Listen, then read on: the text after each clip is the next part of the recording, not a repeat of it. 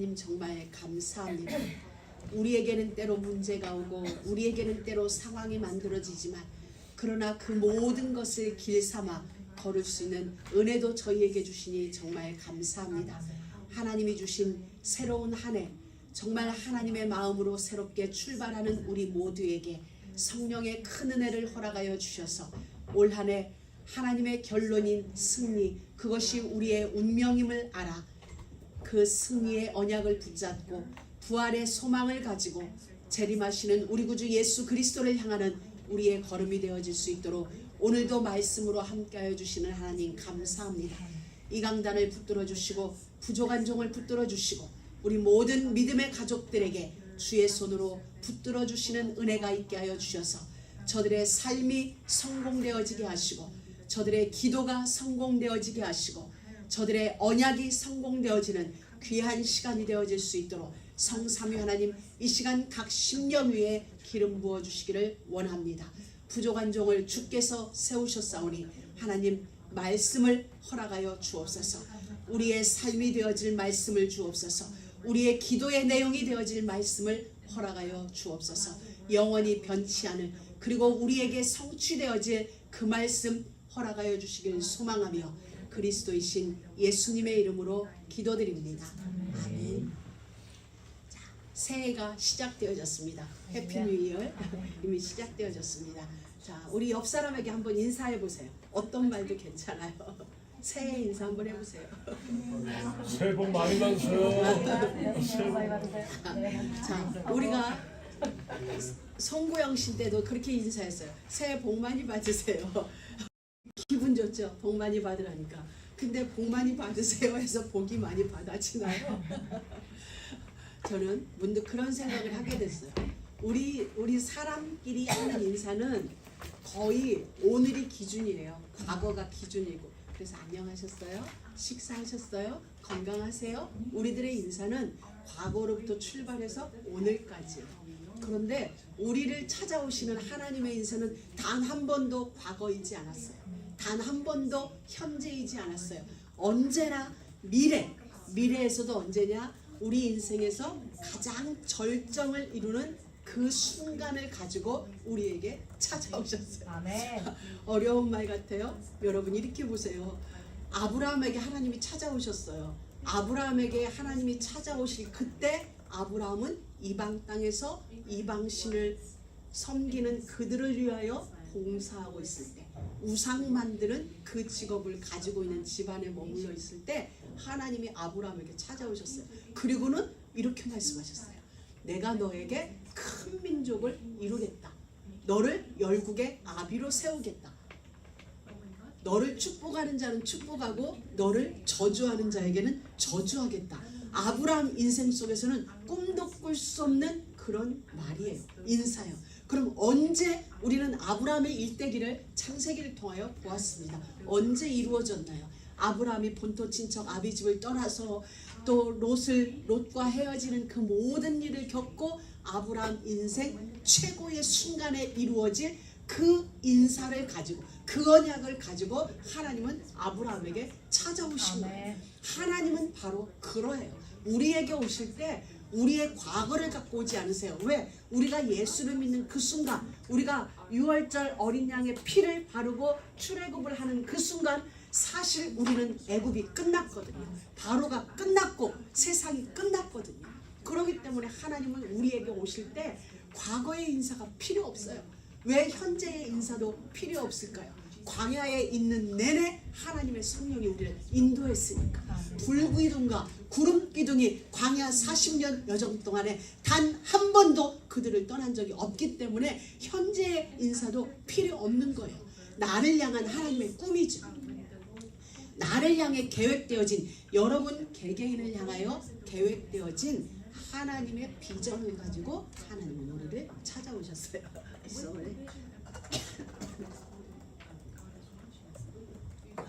죄송합니다. 할렐루야. 고요히 말해야 되는데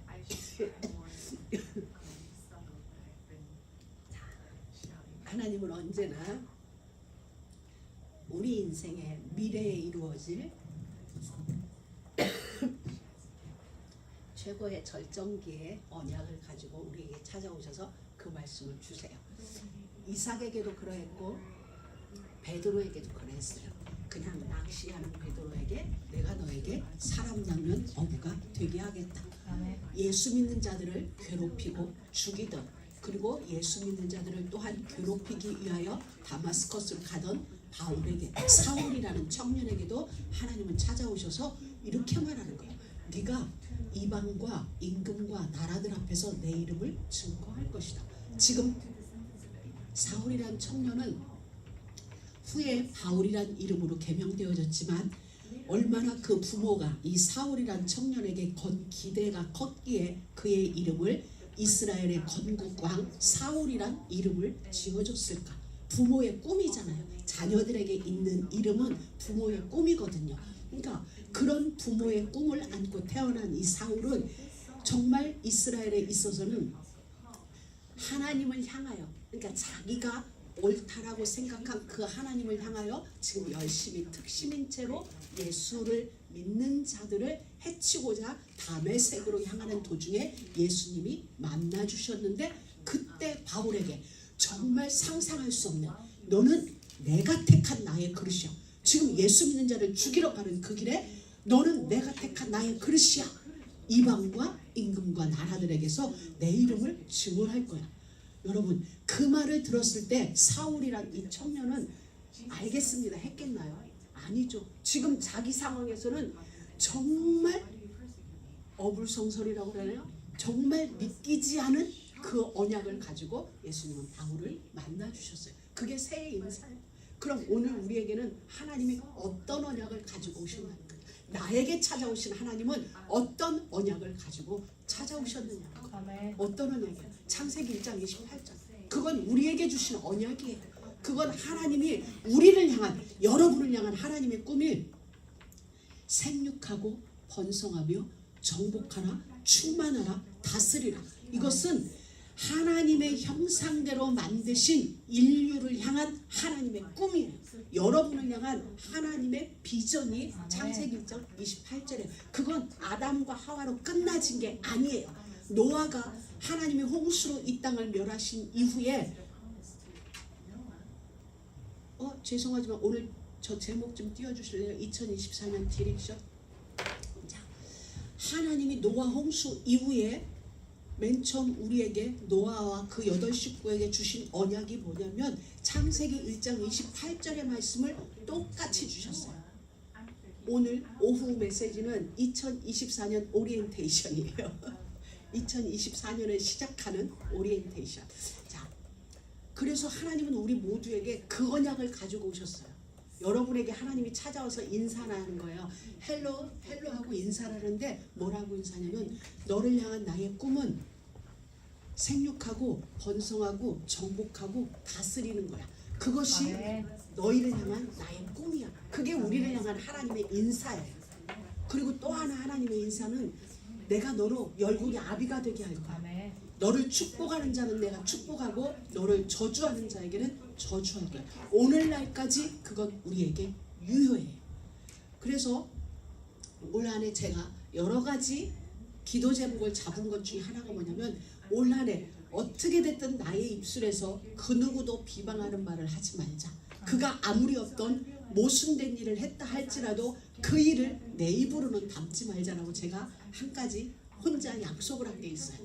자, 그게 왜 그러냐면, 그도 하나님의 사람이고 나도 하나님의 사람이고 여러분들도 하나님의 사람이고 우리 모두 다 영적으로 아브라함의 후손이라면, 여러분을 축복하는 자는 하나님이 축복하세요.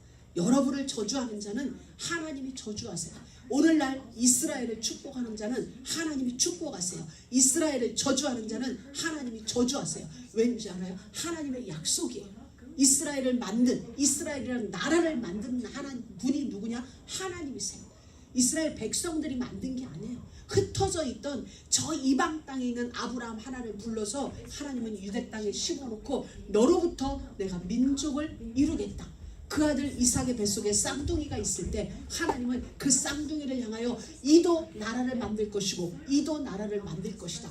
그래서 이스라엘은 처음부터 이스라엘을 기획한 자가 하나님이세요.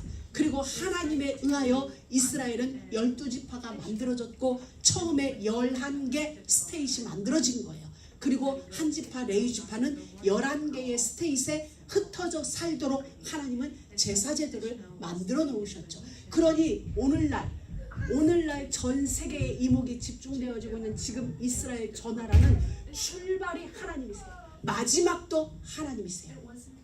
그렇기 때문에 이스라엘에 남아있는 자, 그래서 우리가 구약 성경을 지난번에 다 봤지만 남은 자를 통하여 하나님은 결국 이스라엘을 회복하실 것인데 그때까지 하나님은 전 세계를 끌고 가세요. 하나님이 세계 역사 경영의 마지막은 어디냐면 이스라엘이에요. 그렇기 때문에 하나님의 그 법, 아브라함에게 허락하였던 이스라엘의 시조인 아브라함에게 허락하셨던 그 언약은 오늘날도 그대로 유효한 거예요. 그래서 우리는 이스라엘의 평안을 위하여 기도해야 해요. 어느 곳에 있든지 그들의 잘잘못 여부를 떠나서 그들의 평안을 기도해주고 회복을 기도해줘야 돼요. 그래서 우리 예수 믿는 자들에게도 우리는 기도해줘야 돼요. 왜? 그도 하나님의 백성인지. 그래서 돌이켜 하나님의 법 아래 들어올 수 있도록 기도해줘요. 이제 아셨죠? 하나님이 여러분을 찾아와서 새해 복 많이 받으세요 라고 했을 때 그 복이라는 단어 안에는 창세기 21장 28절이 들어있고 창세기 12장 1절에서부터 3절 말씀이 들어있다는 사실을 그 인사로 우리는 하나님으로부터 받은 거예요. 그래서 올 한 해 여러분이 나가서 나를 축복하는 자는 하나님이 축복할 거야. 나를 저주하는 자는 하나님이 저주하게 돼. 이건 뭐냐면 우리의 신분이에요. 하나님이 만들어준 우리의 신분, 하나님이 만들어준 우리의 영적 정체성, 이걸 놓치면 우리는 다른 부분에서 놓쳐지게 되어 있어요. 그래서 이것이 우리의 운명이에요. 우리의 운명이란 단어를 써서 그렇지만 우리 인생의 결론이 바로 축복이라는 거예요. 아멘. 우리 인생의 결론이 승리예요. 우리 인생의 결론이 부활이에요. 우리 인생의 결론이 승천이에요. 누가? 예수가 우리에게 본을 보여주신 거예요. 그분이 살아생전에 우리에게 보여주신 모든 디렉션의 끝이 어디예요? 승천이고 재림이에요. 재림은 우리를 데리러 오시기 위하여 재림하는 거예요. 죽은 우리를, 시체가 되어 있는 우리를 다시 부활시키려고 예수님이 재림하시는 거예요. 그러니까 그분의 디렉션 끝은 재림인데 누구를 위한 재림이냐? 오늘 우리를 위하여. 살아생전에 우리가 예수님의 재림을 본다면 우리는 여기 이래로 변화된 모습으로 예수님을 맞이하겠죠. 그러나 우리가 죽었다면은 그 저 뒤에 이제 우리가 금요일 날부터 데살로니가 전서를 보게 될 건데 우리가 죽어 있다면 죽은 자들을 다 일으켜요. 예수님 재림 때 다 일으켜서 데리고 가는 거예요. 이걸 위하여서. 그럼 그 이전에, 재림 이전에 무엇이 있었어요? 승천이 있었어요. 승천 이전에 부활이 있었어요. 이게 우리예요. 지금 우리가 당하는 것은 어디에 있어요?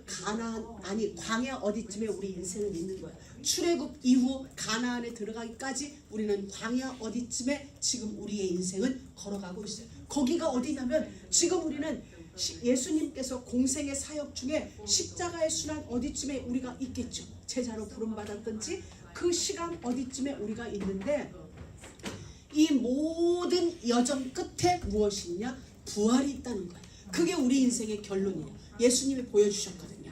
맏아들로서 부활의 첫 열매가 되셨다는 것은 이후에 아들들의 또 다른 부활이 있다는 거죠. 그러니까 저와 여러분들의 인생 결론은 부활이에요. 그 우리들의 또 인생 결론은 승천이에요. 하나님이 저와 여러분을 하나님의 형상대로 지으셨고 그리고 하늘의 천군 천사를 파송하셔서 우리들에게 돕는 자로 붙여주셨어요. 성령이 그 옛날 광야를 구름기둥과 불기둥으로 인도하셨듯이 오늘날 하나님의 성령이 우리의 삶을 인도하고 계세요. 이것이 우리의 신분이에요. 2024년을 시작하는 우리는 이 신분과 우리의 정체성을 정확하게 하지 않으면 밀어닥치는 세상의 어떤 것들에 의하여 흔들려질 수가 있다는 거예요. 우리는 2023년을 돌아봤어요. 믿음으로 성공한 것 같은데 어느 순간 우리가 무너져요. 무엇 때문에 무너지나요? 나의 믿음 때문에 무너지지 않아요. 들어닥치는 어떤 파도에 의하여 우리가 휘청이고 우리가 휘어지고 그러거든요. 그래서 그건 왜 그러냐?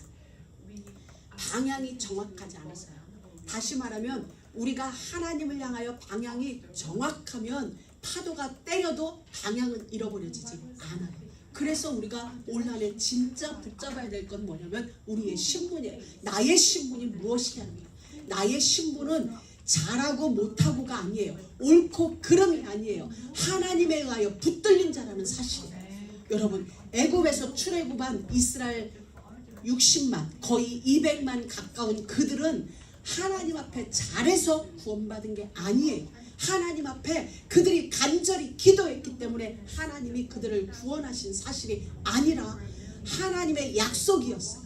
아브라함을 통하여 이루신 창세기 14장의 약속이었기 때문에 하나님은 그들의 형편과 그들의 조건과 수준과 상관없이 그들을 건져내신 거예요. 그리고 건져내신 이후에는 하나님이 그들에게 불기둥과 구름기둥으로 그들의 삶을 인도하셨다는 사실이에요.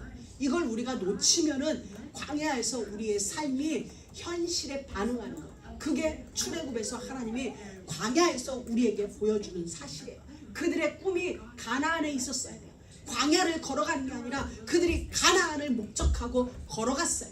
근데 가나안이 목적지가 되지 않으니까, 현실이 목적지가 되니까 하나님 지금 내가 홍해 앞에 있어요. 하나님 지금 내가 마라의 쓴물 앞에 있어요. 하나님 내가 지금 뜨거운 태양 아래 있어요. 맞는 얘기인데 우리를 부르신 하나님 앞에서는 그게 불신앙의 얘기가 된 거예요. 왜냐하면 나는 홍해 앞이 아니라 가나안을 향하여 지금 걸어가고 있어요. 지금 나는 가나안을 향하여 가고 있는 중에 마라의 쓴물을 잠시 만났습니다. 가나안을 향하여 가는 중에 지금 잠시 뜨거운 태양 아래 있는 것입니다. 이게 되어지면 현실에 우리가 반응을 안 할 수 없죠. 바람이 세게 부니까 머리카락은 흔들릴 수 있지만 내 근본 나의 신분과 정체성에 대해서는 흔들리지 않는다는 사실입니다. 여러분, 오늘 1부에서 목사님을 통하여 하나님은 2024년 우리가 나아가야 할 방향을 제시해 줬어요. 그게 뭐냐? 예수 그리스도의 본과 명령 앞에 서자는 거예요. 여러분, 본과 명령이란 말을 한번 생각해 보세요. 명령은 언어예요. 본이라는 건 무엇이에요? 본은 행동이에요. 예수 그리스도의 모든 삶의 내용이 본이에요. 본받아라, 저 사람을 본받아라고 했을 때 그 사람의 말인가요? 행동인가요? 행동이에요. 그 다음에 명령은 언어예요. 그렇다면 예수 그리스도의 본과 명령 앞에 서라는 것은 그분의 모든 삶이에요. 그분이 말씀하신 것뿐만 아니라 예수는 어떻게 살았지 그분의 삶을 들여다보는 거예요. 그런데 예수님의 모든 삶은 말씀에서 이탈된 게 하나도 없어요. 그래서 여러분은 정말 복음서를 읽어보되 바울 서신도 읽어요. 저는 연말에 12월에 바울 서신을 많이 읽었어요. 바울 서신을 읽으면서 제가 딱 바울 서신을 읽으면서, 왜? 바울은 하나님 나라의 모든 설계도를 다 본 사람이에요. 모세와 같이 바울도 하나님 나라의 모든 설계도를 봤기 때문에 설계도를 본 바울이 예수님이 안고 온 모든 계획을 안 바울이 개 교회마다 편지를 쓴 거예요. 그러니 우리에게는 좀 더 알아듣기 쉽게 바울 서신은 써진 거죠.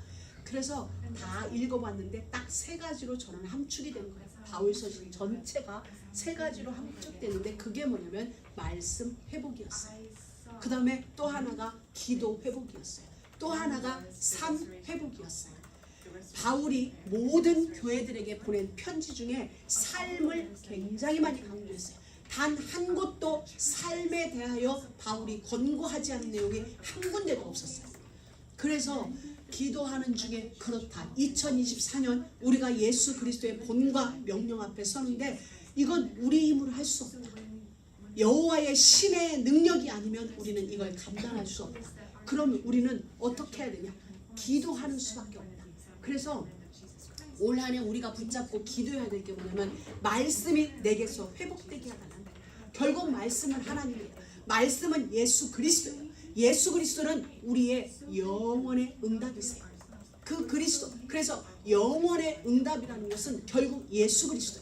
내 안에 예수 그리스도가 회복돼요. 저는 오늘도 교회를 오면서 문득 그런 생각을 해봤어요. 누구든 진짜 예수 그리스도의 영광 앞에 한 번만 제대로 선다면은 달라질 수밖에 없겠다. 달라질 수밖에 없겠다. 여러분, 바울이 예수를 죽이기 위하여 혈안이 되어 있는 바울이 하나님 나라의 모든 영광을 다 보게 된 거예요. 일생이 바뀌어졌어요. 바뀌어질 수밖에 없었어요. 바뀌어지지 않으면 오히려 이상한 거죠. 여러분, 만약에 오늘 밤 여러분들이 밤에 자다가 아니면 낮에 있다가 환상 중에든 꿈이든 지옥을 한번 갔다 왔다. 지옥을 보고 왔다. 아니면 좋게 천국을 보고 왔다. 진짜 리얼하게 천국을 보고 왔다. 삶이 달라지지 않을 수 없죠. 예수 그리스도의 실체 앞에 십자가 앞에 인격 대 인격으로 정확하게 만남이 이루어졌다면 변화될 수밖에 없는 거예요. 여러분, 저는 어거스틴의 참회록이라는 책이 있어요. 저는 여러분에게 권면해주고 싶어요. 그게 원래는 굉장히 방대한 책인데 한국은 짧게 한 권으로 나온 책이 있거든요. 어거스틴이, 오늘날은 어거스틴을 이렇게 불러요. 성 세인트 어거스틴이라고 해요. 근데 원래 어거스틴은 세인트가 붙으면 안 될 사람이에요. 얼마나 그의 삶이 추했는지 몰라요. 그는 수도원 생활을 했지만 그는 어느 정도였냐면 이탈리아 로마의 사창가를 날마다 헤매던 자였어요. 그러다 사생아까지 낳게 됐어요. 그 사생아를 부모 엄마 모니카가 키우는 일도 일어났었죠. 그러면서도 그가 그의 참회록에 보면 이렇게 얘기를 했어요. 그의 육신은 어쩔 수 없이 사창가를 가고 새벽이 동터오면 그는 하나님 앞에 이렇게 기도했대요. 하나님, 나를 언제까지 이곳에 버려두실 건가요? 언제까지? 그럼에도 어느 시간이 되면 그는 죄를 이기지 못하여 또 그 굴 속에 들어가요. 그리고는 또 나와서는 하나님, 나를 제발 좀 살려주세요. 나를 건져주세요. 나를 언제까지 이 죄의 늪에 나를 두시겠습니까? 그럼에도 불구하고 그는 그 생활을 반복하는 거예요. 10여 년의 세월을 반복해요. 그러던 어느 날 그는 진짜 하나님을 만나게 돼요. 어디에서? 로마서에서 하나님을 딱 만난 거예요. 그러면서 그가 이렇게 고백해요. 그때 이런 일화가 있죠. 그 엄마가 밤마다 기도하는 거예요. 울면서 우리 아들 어거스틴 좀 하나님 불러주세요. 돌이켜주세요. 돌아오지 않아요. 돌아온다 싶으면 어느 날 사생아 하나를 딱 자기 무릎에 갖다 주고 어느 날 돌아오나 싶으면 온몸이 피투성이가 돼서 돌아오고 그때 울면서 기도하던 그 어머니에게 주교가 이런 말을 해요. 기도하는 자녀는 망하지 않습니다. 그 한마디를 위로 삼고 이 엄마는 기도를 쉬지 않죠. 그러나 결국 아들이 돌아오는 걸 못 보고 죽어요. 못 보고 그 엄마는 죽게 되죠. 그리고 이 아들이 어느 날 돌아오게 돼서 그의 참회록을 쓰게 됩니다. 그의 일생을 정말 적나라하게 쓰는데 그가 이렇게, 그 책의 내용은 이런 거예요. 죄는 내가 어떻게 할 수 없다. 인간이 죄를 이길 수는 없다. 하나님이 개입하셔야 죄가 끝난다. 여러분, 바로 그러기 위해서 우리는 어디로 가야 되냐면 말씀 안으로 들어가요. 내가 나를 어떻게 제어할 수 없다는 거예요. 내가 죄를 이길 것 같지만 정말 죄가 발동하기 시작하면 우리는 그 죄 하나를 제어할 수가 없다는 거예요. 그래서 우리는 말씀 회복, 주의 말씀을 오늘 장경 목사님 기도하시면서 시편 119편 105절이 말씀 회복의 올 한 해 키워드예요. 주의 말씀은 내 발의 등이요 내 길의 빛이니이다. 하나님의 말씀이 내 발을 비추고 있으니 하나님의 말씀이 내 길을 비추니 내가 실족치 않는 거예요. 정말 여러분, 이 어거스틴이 그토록 방탕하였던 어거스틴이 어느 날 예수님을 진짜 만났어요. 진짜 만나고 나니까 변화될 수밖에 없었어요. 그래서 그의 이름 앞에, 그토록 방탕하던 어거스틴의 이름 앞에 세인트라는, 성 어거스틴이라는 이름이 붙여진 거예요. 우리는 오늘날 성 어거스틴만 알아요. 그의 젊은 날의 방탕의 내용을 다 알 수 없죠. 그러나 하나님을 붙잡으니 하나님이 그를 만나주시니 그는 성인이 되어지는, 성자가 되어지는 그 은혜의 반열에 들어가게 되어지는 것입니다. 사랑하는 믿음의 가족 여러분, 우리도 그렇습니다. 그래서 저도 정말 기도합니다. 여러분도 올 한 해 정말 하나님 앞에서 그 십자가 앞에 내가 제대로 설 수 있게, 정말 한 번만 그 만남이 우리 생에도 이루어질 수 있도록, 돌이켜지지 않을, 세상으로 돌이켜지지 않을 그 만남이 그리스도와 나에게 나의 인격 속에 이루어지는 그 일이 있게 되기를 주의 이름으로 축원합니다. 말씀 회복입니다. 그 하나님이 내 길을 비추기 때문에 우리는 시촉할 수 없는 그 은혜가 있게 되죠. 말씀이 회복된다는 건 성삼위 하나님의 형상이 내 안에 온전히 회복되어진다는 거예요. 그 말은 또 다른 말로 복음이 회복되어진다는 거죠. 복음이 회복되어진다는 건 임마누엘이에요. 임마누엘은 영원의 응답이에요. 그래서 이렇게 이게 하나로 이렇게 이어지는 것입니다. 여러분, 우리에게 하나님이 메시아를 보내주시겠다고 했어요. 그거의 헬라어로는 그리스도죠. 히브리어로는 메시아. 하나님은 구약 때부터 약속했어요. 내가 너희들에게 구원자를 보내줄게. 그 메시아가 구원자거든요. 구원자를 보내줄게. 구원자를 보내줄게. 그 구원자가 우리 가운데 왔는데 구원자의 이름은 두 개예요. 하나는 예수라는 이름이 있고 하나는 임마누엘이라는 이름을 가지고 구원자는 우리 가운데 오셨어요. 그래서 구원자이신 메시아이신 그리스도이신 예수는 저와 여러분을 죄에서 건져내는 것이고 그 죄에서 건져낸 우리를 세상 끝날까지 임마누엘 하시겠다. 그 두 이름을 하나님은 우리에게 주셨어요. 어느 하나만 줬어도 우리는 불완전한 거예요. 그런데 우리의 죄를 건져서 그대로 세상에 방치했다면 우리는 또다시 죄의 종이 될 수밖에 없는데 건져낸 우리를 끝까지 함께하는 거예요. 그 이름 임마누엘이라는 그 이름의 명예를 걸고 우리를 끝까지 함께 하시는 거예요. 그래서 선택한 자는 하나도 놓치지 않으시는 거예요. 예수님도 아버지께서 내게 주신 자를 나는 하나도 놓치지 않았다고 말씀하신 거예요. 놓치지 않으세요. 내가 잠시 방황할 수 있고 방탕할 수 있지만 하나님은 우리를 놓지 않으세요. 아멘. 그래서 올 한 해 우리는 기도하여야 돼요. 아멘. 기도란 뭐예요? 하나님 내 소원 들어주세요가 아니에요. 하나님은 우리한테 이렇게 얘기해요. 제발 네 소원 말고 내 소원 좀 들어줘. 그게 기도예요. 아멘. 이제 오늘 기도의 해석을 다시 해야 돼요. 하나님이 우리 모두에게 이렇게 얘기하는 거예요. 내 소원 좀 들어줘. 네 입 좀 다물고 그 입 다물고 내 소원 좀 한번 들어볼래? 귀를 열고. 이게 기도예요. 기도. 왜냐하면 우리가 귀를 열어야 숨이 쉬어져요. 그분을 향하여 귀를 열어야 돼요. 내 말 막 하지 말고 이제 내 입은 다물고 그동안 내 입 많이 열었으니까 하나님 말씀하세요. 말씀해 주세요. 듣겠습니다. 말씀해 주세요. 그래서 내 안에 무엇이 하나님의 뜻이 회복되어집니다. 하나님의 뜻이 여러분 성경을 통하여서 하나님의 뜻을 잘 찾아보세요. 하나님의 뜻이 무엇인가? 하나님의 뜻이 내 안에 회복되어진다. 그게 뭐냐? 언약 회복이에요. 언약 뭐예요? 하나님은 여러분에게 이미 생육하고 번성하고 정복하고 다스리고 열국의 아비가 되리라는 약속을 주셨어요. 우리가 그 약속이 더디다고 놓치는 거예요. 나의 약속이 아니라고 생각하는 거예요. 여러분은 반드시 그 언약이 성취되어져요. 그래서 여러분은 축복해야 돼요. 서로 축복해주고 올 한 해 어떤 일이 있어도 우리의 입에서 축복 아닌 저주의 일은 딱 끊어낼 수 있는 결단을 해야 돼요. 아멘. 그리고 이것은 무엇으로? 순종으로 이루어져요. 순종으로.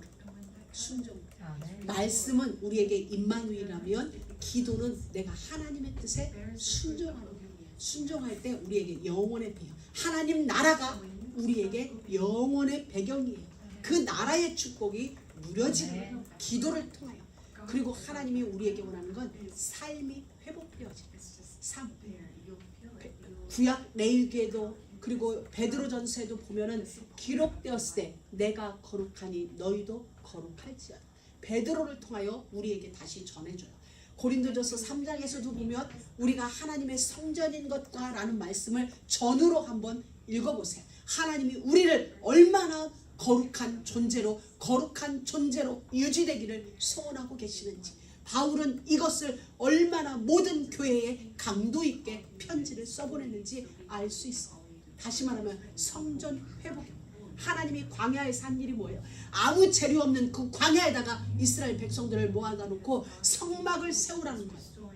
여러분, 가나안 땅에 도착해서 성막을 세우라고 그러면 그래도 좀 알겠어. 광야 한복판에 데려다 놓고 성막을 세우라는 거예요. 내가 거기서 너희와 만나줄게. 이 성막이 예루살렘 성전으로, 예루살렘 성전이 오늘날 내가 여기까지 이어진 거예요.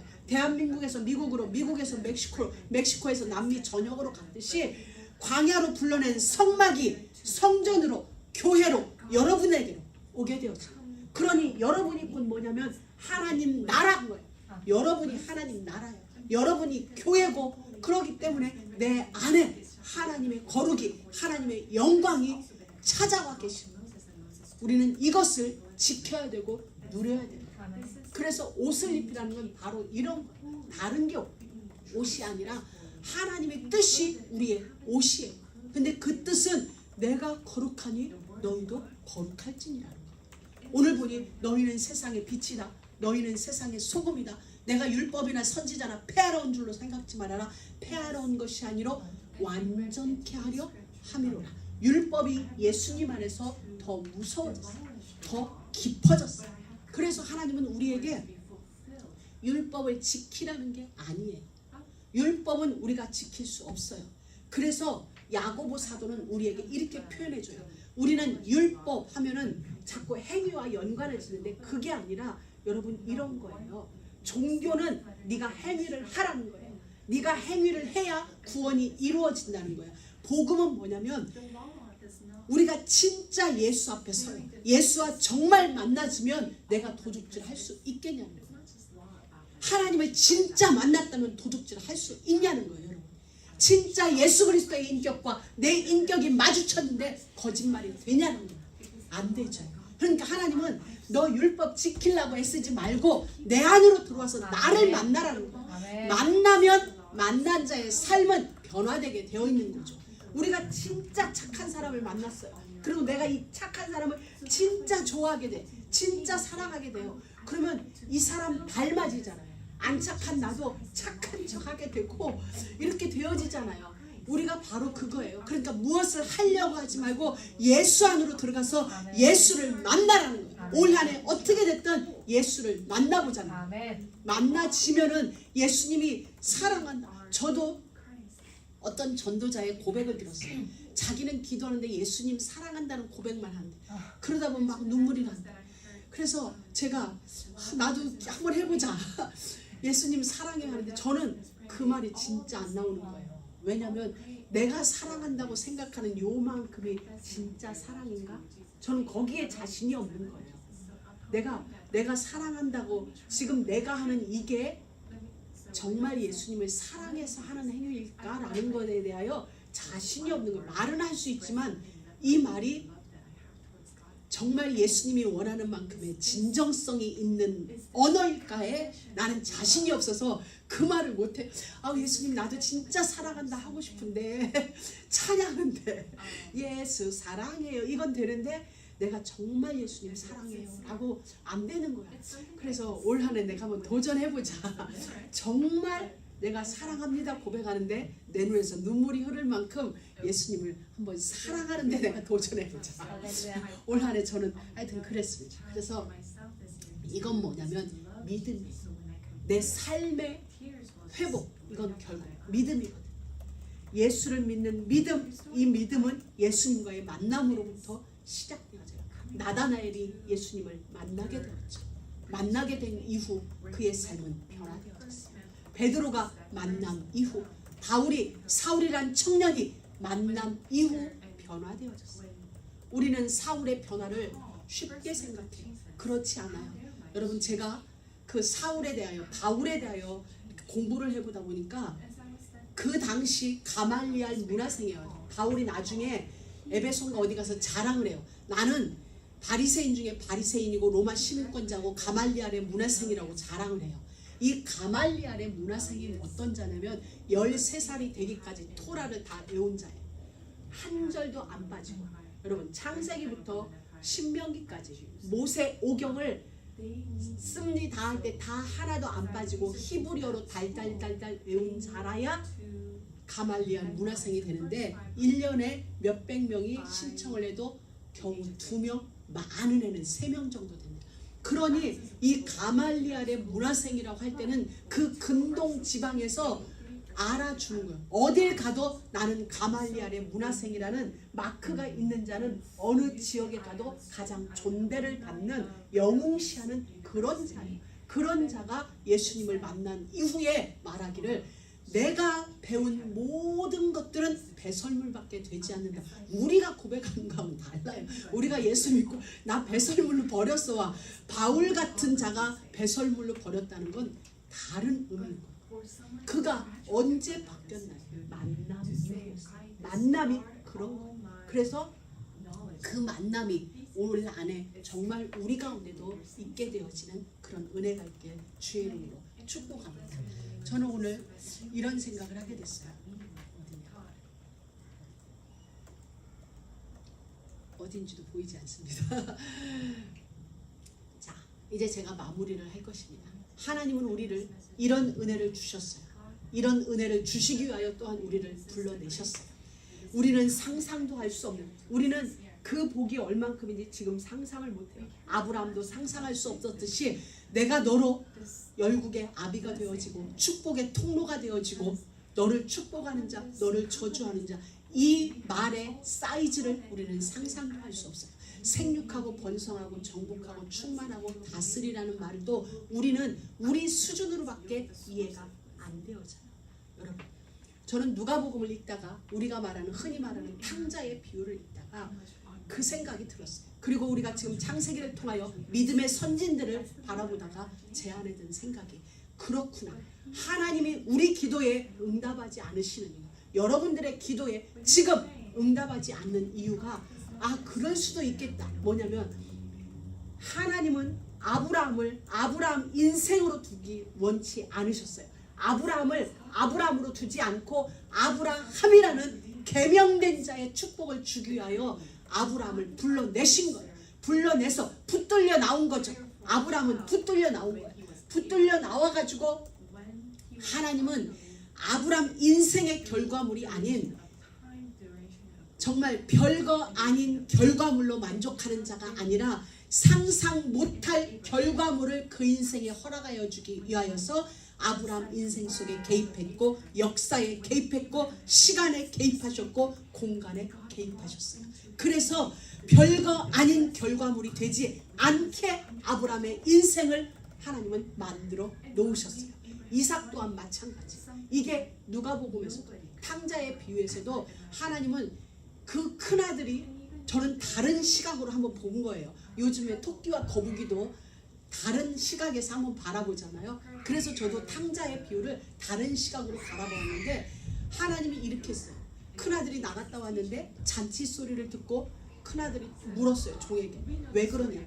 동생이 왔다. 그래서 아버지가 염소 새끼를 잡아서 잔치를 베풀고 있다 라는 얘기를 했을 때 큰아들이 불편해했죠.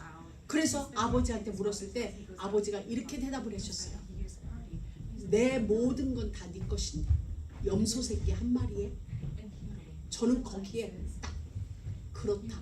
우리는, 저와 여러분은 염소 새끼 한 마리로 하나님 앞에 상 받을 자들이 아니라는 사실이에요. 염소 새끼 한 마리의 축복이 우리의 몫이 아니라는 거예요. 그래서 하나님은 우리에게 염소 새끼를 주는 게 아니라 하나님 당신을 줘버린 거예요. 나라를 우리에게 줘버린 거예요. 큰아들은 아버지께 전부 자기 거예요. 그런데 염소 새끼 한 마리로 불편한 거예요. 그렇다면 우리의 그릇은 염소 새끼 한 마리가 아닌 거잖아요. 하나님, 이게 우리의 신분이에요. 염소 새끼 한 마리로 만족하지 마. 너가 받을 복은 염소 새끼 하나가 아니야. 너가 받을 복은 이방 땅에서 그만큼의 경제활동을 할 그 수준이야. 그래서 하나님이 아브라함을 붙들고 나오신 거예요. 그래서 여러분을 그 땅에서 붙들고 이 땅에 데려다 놓은 거예요. 우리의 결과물이 세상 사람들이 상상할 그 결과물이 아니기 때문에 그 결과, 그 이상의 상상할 수 없는, 아까 우리 시공간을 초월이라고 했는데 모든 사람들의 상상을 초월할 결과물을 준비해 놓고 하나님은 불러내신 거예요. 여러분, 요셉이 그랬어요. 야곱은 꿈도 못 꿨어요. 내 인생 말년에 요셉을 통하여 애굽이란 나라에서 왕의 어간을 타고 내가 이동할 줄, 그리고 모두가 죽는 그 흉년에 요셉 덕분에 애굽에서 호의호시 갈 줄 꿈도 꾸지 못했어요. 그런데 하나님은 요셉을 야곱의 아들로, 야곱의 유업을 이을 자로 만들기에는 하나님의 꿈이 너무 컸던 거예요. 우리를 향한 하나님의 꿈이 너무 컸기 때문에 요셉을 붙들어 빼버린 거야. 밖으로. 그 옛날 아브라함을 불러냈듯이 요셉을 불러내셔서 아무도 상상하지 못할, 아무도 꿈도 못할 외딴 곳에 데려다 놓고 그를 키워내기 시작한 거예요. 어느 정도로 전 세계를 살릴 그 응답을 준비해놓고, 여러분의 응답이 더디다고, 여러분의 어떤 것이 더디다고 낙심할 일이 아니라, 아, 나는 염소 새끼 한 마리로 만족할 자가 아니구나. 나의 결과물은 별거 아닌 결과물이 아닐 것이기 때문에 하나님이 지금 나의 모든 삶을 이끌어서 지금 그 자리로 끌고 가시는 거예요. 언약이 성취되어지는 그 자리. 그래서 우리가 생각할 것, 믿음은 방법이 아니라는 거예요. 믿음은 하나님과 나와의 관계. 하나님은 누구냐? 하나님은 나에게 누구며 나는 하나님에게 어떤 존재인가? 이게 믿음이에요. 여러분, 믿음이 방법이 아니에요. 믿습니다가 아니에요. 관계. 여러분, 부부가 어떤 거예요? 관계죠. 관계로 믿는 거죠. 나의 아내이기에, 나의 남편이기에, 나의 친구이기에, 나의 자녀이기에 전부 관계예요. 관계이기 때문에 믿음의 정도가 크냐 작냐가 만들어지죠. 관계예요. 여러분, 그와 마찬가지로 하나님과 우리도 관계예요. 그 하나님은 나에게 누구인가? 아버지예요. 아버지. 하나님은 여러분에게 아버지예요. 아버지이신 하나님은 창조주예요. 우리의 아버지이신 하나님은 전능자세요. 우리의 아버지인 하나님은 무소부지하신 분, 안 계신 곳이 없고 모르는 곳이 없는 분이세요. 지혜가 한이 없으신 그분이 우리의 아버지세요. 솔로몬을 창조한 자가 우리의 아버지세요. 오늘 이스라엘을 만들어 놓고 전 세계가 어찌할 수 없는 나라로 지금도 끌고 가시는 그분이 우리의 아버지세요. 그렇다면 그 아버지가 여러분이 떡을 달라는데 돌을 주겠습니까? 여러분이 생선을 달라는데 뱀을 건너주겠습니까? 그런 아버지는 없다 세상에. 하물며 나일까 보니. 관계없는 들풀도 내가 먹인다. 관계없는 저 새도 내가 먹이고 입힌다. 하물며 너희일까 보니. 그러니 걱정하지 마라. 여러분, 그 아버지가, 그 하나님이 바로 여러분의 아버지세요. 그분을 믿는 거예요. 이건 믿는다 맞는다 할 필요도 없어. 아버지인데 뭐. 그리고 나는 누구냐를 이제 찾아가. 나는 누구인가? 그 하나님의 자녀라는 사실이에요. 어떤 자냐? 맏아들 예수를 죽이면서까지 나를 죄에서 샀어요. 맏아들 예수를 십자가에 못 박으면서까지 나를 사단의 손에서, 세상에서 건져내신 분이 하나님이세요. 그러니 나는 하나님에게 금보다도 귀한 존재예요. 그래서 이사야 49장에는 내가 너를 내 손바닥에 새겨 넣었다. 새겨 넣었다는 것은 썼다는 게 아니에요. 썼다는 게 아니라 탔다는 거예요. 오늘날로 말하면 타투. 우리 하나님이 손바닥에 타투를 했는데, 아주 깊숙하게 타투를 했는데 누구? 여러분의 이름, 우리의 이름을 손바닥에 새겨 넣었다고 했어요. 그 정도인 하나님이 늘 그 손을 열면 우리 이름이 있는데 우리를 돌보지 않겠느냐. 만약에 오늘 우리가 이런저런의 어려움이 요만큼 있다. 그건 왜냐면 그 하나님의 이유 있는 우리에게 시간을 주시는 거예요. 그 시간 또한 결국 하나님은 우리에게 유익이 된다는 걸 아시는 것입니다.